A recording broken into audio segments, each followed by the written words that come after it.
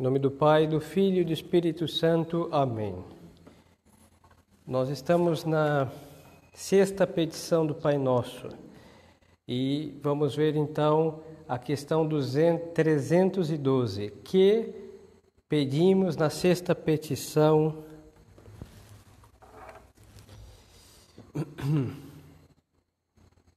E não nos deixeis cair em tentação.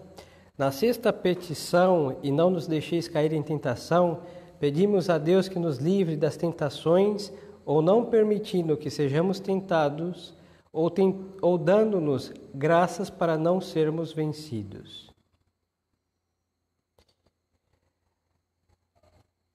Esta petição aqui é muito impressionante porque São Tiago dizia que o homem que não é tentado, que sabe? É uma pergunta que fazia o apóstolo. Porque a tentação, ela dá para quem é tentado a possibilidade de exercer muitas virtudes. Por exemplo, se alguém é tentado contra a virtude da paciência, se não fazer o que a tentação está lhe sugerindo, ele vai adquirindo a paciência. Se alguém é tentado, contra a virtude da pureza, se ele se exercitar em fazer tudo aquilo que a tentação está lhe oferecendo, ele pratica a castidade. Então a tentação é, por um lado, algo que pode se servir o tentado para praticar muitas virtudes. O problema é o seguinte, é que as pessoas caem na tentação. Por isso não vemos a parte virtuosa que a virtude pode conceder, que a tentação pode conceder para as pessoas.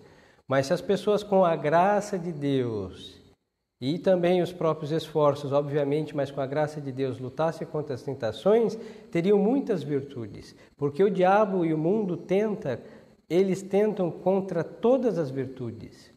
Então o homem não é virtuoso porque cai nas tentações que o diabo e o mundo faz. Mas se resistisse, seria virtuosíssimo o homem em todos os tempos e de modo especial hoje que as tentações são muito mais fortes. Aqui então o Pai Nosso está pedindo o quê? Que Deus nos livre das tentações? Sim, quando as tentações para o tentado são ocasião de queda, nós podemos pedir a Deus que nos livre daquilo. Mas muitas vezes Deus, nosso Senhor, Ele vai nos livrar fazendo o quê? Não permitindo que caiamos na tentação. Mas as tentações não cessam, hein? O homem é tentado até a sua morte. E isso não é questão de santidade ou ser pecador. Muitos santos de alto calibre sofreram tentações horríveis durante a sua vida. Santo Afonso Maria de Ligório, que Deus o tenha e que Ele interceda por nós, morreu quase centenário e tinha tentações horríveis contra a pureza. E nunca foi um homem lascivo, hein? Nunca. E é o homem de Deus que escreveu a teologia moral que se aplica nos confessionários para salvar tantas almas, mas seguramente o Deus Nosso Senhor permitiu essas tentações horríveis para que ele, praticasse uma castidade mais perfeita e também pagasse o preço. O demônio se vingou dele, porque graças a seus escritos, quantas almas saíram ou não caíram no inferno, não? Então, e ele, santo, hein? A tentação não tira nenhuma virtude quando nós resistimos, mas quando nós caímos faz perder tudo. Então não é questão disso, não? Almas tentadas são pecadoras, não. Santos e pecadores são tentados. Então Deus, vamos repetir a resposta. Na sexta petição, e não nos deixeis cair em tentação, pedimos a Deus que nos livre das tentações, ou não permitindo que sejamos tentados, ou dando-nos graça para não sermos vencidos. Que é o que importa, não ser vencido pela tentação. Que são as tentações? As tentações do pecado que nos vem do demônio ou das pessoas más, ou das nossas paixões. Isso daqui é muito interessante, porque uma tentação só pode ser uma sugestão ao mal. Nós não podemos dizer, eu estou muito tentado de fazer oração. Por quê? Porque rezar é uma coisa excelente. Eu posso assim, estou muito inspirado, desejo muito rezar, mas falar que estou tentado de rezar é uma estupidez. Ou estou tentado de fazer uma obra de caridade. É um absurdo, porque fazer uma obra de caridade não é má, é uma coisa boa. Então não usamos esse termo para designar coisas boas, mas somente para coisas péssimas. Porque uma tentação só oferece coisas ruins, sempre. Uma tentação nunca vai oferecer uma coisa boa ou uma virtude. Nunca, jamais. Então, repitamos o que diz o catecismo. As tentações são um incitamento ao pecado E esse incitamento vem da onde? Do demônio ou das pessoas más. Pessoas boas não tentam ninguém. Agora, é verdade que pode haver uma pessoa boa, uma pessoa agradável, uma pessoa seja qual for, e que por nossas fragilidades aquilo seja ocasião de pecado. Tá? Mas só que aí o problema é o quê? São as nossas más paixões que fazem, inclusive, as coisas boas se tornarem ruins para nós. Aí é um defeito da pessoa, entendeu? Mas só que, bom, pessoas más, o demônio que é malíssimo e são os capazes de oferecer tentações sempre. É pecado ter tentações? Questão 314. Não é pecado ter tentações, mas é pecado consentir nas tentações. Ou expor-nos voluntariamente ao perigo de consentir. Então é assim, existem tentações e elas vêm ao nosso encontro. Quem busca tentações, sim, está em pecado. Por quê? Como diz a Sagrada Escritura, quem ama o perigo, nele perecerá. Então, ninguém, por mais que se considere robustecido pela graça de Deus, pode fazer milagres, caminhar sobre as águas e abrir oceanos e caminhar no fundo de todos eles, mas se expôs a uma tentação de pecado, desnecessariamente, mesmo que não faça o que aquela ocasião está sugerindo, a pessoa já pecou. É isso que ensina a Santa Igreja, porque nós nunca devemos nos expor desnecessariamente a uma ocasião de pecado. É o seguinte caso, por exemplo, festas lascivas. Tem gente devota que fala, não, eu vou com o meu escapulário, já rezei o meu terço, Nossa Senhora vai me proteger. De modo algum. Sabe por que ela não vai lhe proteger? Porque ao expor-nos ao pecado, nós estamos nos entregando naquele que gerou o pecado, e o nome dele se chama demônio. Pode ir com tudo o que quiser, com uma água benta no bolso, a cruz de São Bento, a medalha de São Bento, não vai ser protegido. Porque aquele recinto é do demônio e é lugar dele, quem vai lá sofrerá as suas grandes bem-vindas e todas as coisas que ele faz com aqueles que o seguem. Agora, por exemplo, se é uma questão necessária, vamos supor, não sei, eu vou dar um exemplo um pouco absurdo, vamos supor que um policial tenha que entrar, não sei, numa casa de perdição porque houve um homicídio ali dentro. Uma mulher de má vida foi assassinada por outra. Então, o policial entrar ali para fazer o que ele deve fazer, ele peca de modo algum, porque é o dever dele entrar naquele lugar para ver o que aconteceu do homicídio que aconteceu ali. Aí sim, Nossa Senhora vai protegê-lo. E o seu anjo da guarda também vai usar todas as asas possíveis para o defender. Mas se ele entrar ali para outra coisa, ele já está sofrendo as consequências do que aquela casa oferece. Perdição, ruína. Um exemplo somente para ilustrar. Então,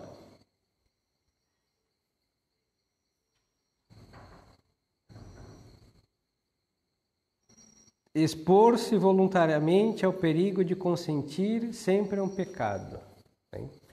Isso daqui é muito importante.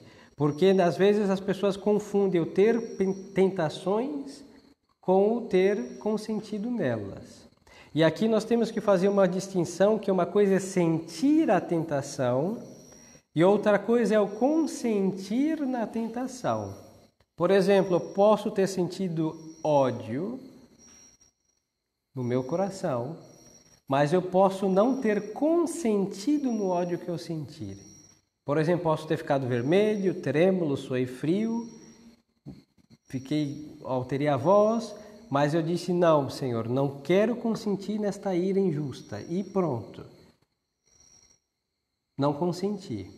Mas o nosso físico sofre, porque nós temos, o corpo que teve as suas mutações. Mas ao não consentir naquilo, não teve o pecado. Pelo menos mortal, não. Uns veniais sempre acontece. Em todo caso, o pecado, foi freado pelo fato de não ter consentido. Agora o sentir, isso daí, olha, só depois que, ou muita virtude, ou depois do atestado de óbito, aí paramos de sentir as coisas. Mas caso contrário, se sente. Aí pode ser o medo, pode ser a ira, as paixões da carne que também mudam também o físico, acelerando o coração e estas coisas, por exemplo, a corrente sanguínea, mas desde que não consinta, não tem pecado. E aí só nós podemos o consentir. Por isso o demônio não é culpado quando nós consentimos, porque esta é a nossa parte. A parte dele é oferecer a tentação, e a nossa parte é resistir ou consentir. E se nós não consentimos e somente sentimos, não houve o pecado perfeito, ou seja, o pecado acabado, logo não é para entrar em pânico, mas resistir ao demônio, sempre resistir às tentações e sempre podemos sair vencedores delas. Por que, questão 315, por que permite Deus que sejamos tentados? Deus permite que sejamos tentados para provar a nossa fidelidade, para fortalecer as nossas virtudes e para aumentar os nossos merecimentos. Isso daqui é um favor, de Deus. Eu lhes dizia que quando nós estamos em tentações, seja tentações contra qualquer virtude, nós temos a possibilidade de exercê-las.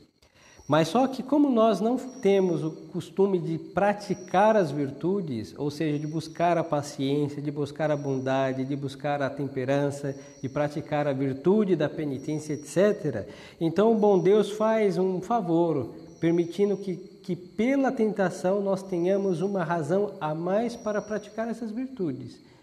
Mas o problema é que as almas sucumbem na primeira. E aí, caem vícios, mas é um defeito de quem é tentado. Porque, repito, as tentações são capazes de fazer com que as almas progridam muito, muito e muito mesmo. E é o caso dos santos. Houveram santos como Santo Antão, do Abade, do Egito, que ele morreu já centenário, também alvo do demônio contra a pureza. E Santo Atanásio, quando escreveu a vida deste santo, diz que o demônio, quando ia tentar Santo Antão, o deserto parecia que estava sendo invadido por um exército, Eram os demônios inteiros, todos aí do inferno, que iam infernizar Santo Antônio Abade para oferecer coisas absurdas. Tem uma lista de absurdos que foi oferecido a ele. E ele saiu em todas elas vencedor. E olha só que o demônio não faz isso conosco, aí as almas já caíram. Ele não precisa nem... Mas então, por que Santo Antônio ficou robustecido contra as tentações do demônio? Santo Antão Abade. Porque ele venceu a primeira tentação. Ele venceu a segunda, ele venceu a terceira, ele venceu a quarta, a quinta e a sexta. Ele venceu todas as tentações. E aí ele só tinha o quê? Quem vence sempre tem tudo para sair vitorioso. E agora quem perde sempre tem tudo para ser um perdedor sempre nas tentações. Então o segredo de vencer as tentações é não cair, e se cair, se levantar, e se ser tentado de novo, resistir. Resistiu mais tempo que a primeira vez que caiu, agora resista na segunda vez um pouco mais, e um pouco mais, um pouco mais, um pouco mais, vai chegar um momento que a gente vai vencer. E o demônio se cansa de almas que perseveram no bem, e aí ele deixa. Aí temos um tempo de paz, que se prepara a alma para outra, que ele virá com 7 piores, como diz a Sagrada Escritura, mas aí a alma tem tudo para vencer. E nestas vitórias, neste combate, se praticam muitíssimas virtudes, muitíssimas mesmo. Questão 316. Que devemos fazer para evitar as tentações?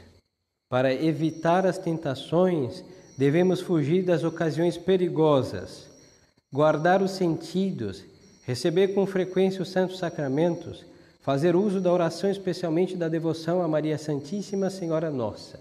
Então vamos aqui concluir, é a última pergunta dessa petição, mas vamos nos deter um pouco nesta última questão. Então, para evitar as tentações, primeira coisa, fugir das ocasiões perigosas. Existem ocasiões perigosas que serão ruína para qualquer um que entrar ali, seja santo, seja pecador.